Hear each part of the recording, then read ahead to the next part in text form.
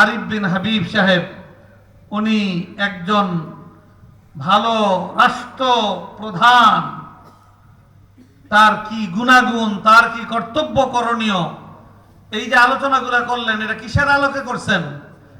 খ্রিস্ট ধর্ম হিসেবে? তাহলে কিসের ধর্ম হিসেবে? ইসলাম। ইসলাম ধর্মের মূল গ্রন্থ হলো কি? আল কোরআন। উনি প্রত্যেকটা বিষয়ের রেফারেন্স দিয়েছেন কিসের থেকে? কোরআনে কারীমের আয়াত দিয়ে উনি রেফারেন্স দিয়েছেন। তাহলে কোরআনের মধ্যে একজন রাষ্ট্রপ্রধানের কি দায়িত্ব, তার কি বৈশিষ্ট্য, তার গুণাবলী কি, এটা সব কোরআনের মধ্যে আল্লাহ তাআলা কি করে দিয়েছেন? উল্লেখ করে দিয়েছেন। অতএব ইসলাম এটা পূর্ণাঙ্গ জীবন ব্যবস্থা।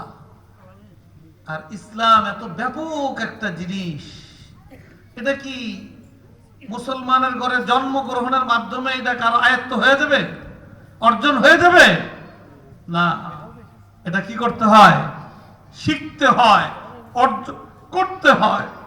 একজন ব্যবসায়ী মানুষের জন্মে বংশে জন্মগ্রহণ করলে ব্যবসায়ী হওয়া যায় না, ব্যবসা শিখতে হয়। একজন ডাক্তারের ঘরে কেউ জন্মগ্রহণ করলে সে আপসে আপ ডাক্তার হয়ে যায় না অটোমেটিক, তাকে ডাক্তারি বিদ্যা কি করতে হয়? শিখতে হয়। তাহলে ইসলাম তার চাইতে কত গুরুত্বপূর্ণ এবং ব্যাপক বিষয়। একজন মুসলমানের ঘরে জন্মগ্রহণ করলেই সে পুরো ইসলাম জানা ফেলবে? এটা কখনো হইতে পারে না। ইসলাম জানা অত্যন্ত গুরুত্বপূর্ণ বিষয়।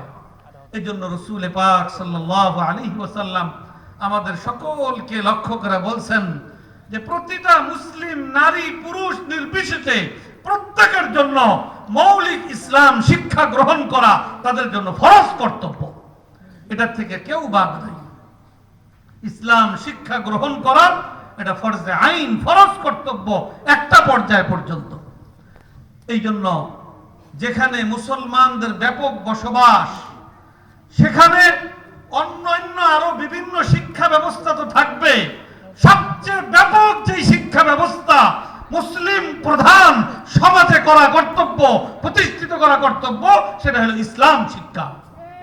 কারণ অন্য কোন শিক্ষা কি ফরজে আইন? ওটা ফরজে আইন নয়। কিন্তু ইসলাম শিক্ষা